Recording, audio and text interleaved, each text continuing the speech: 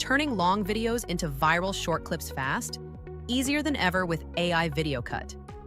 In this video, we will show you how to repurpose your content and create scroll-stopping clips in just a few clicks.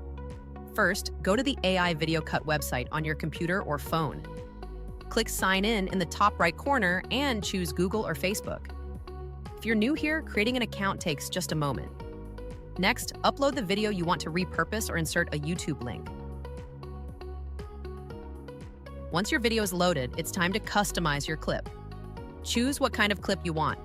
AI Video Cut will automatically find the best moments. Some prompts also allow you to choose the number of resulting videos. Select the aspect ratio that fits your platform. Leave the speech language on auto or manually pick the language for better transcript accuracy. Select your preferred clip length. Pick a caption style or toggle captions off. When everything looks good, click Submit.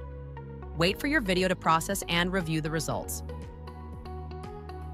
Video title and description are already generated for you. You can also refine the transcript or change caption styles using the Edit button. Once you're happy with the result, hit download and your video is ready to share.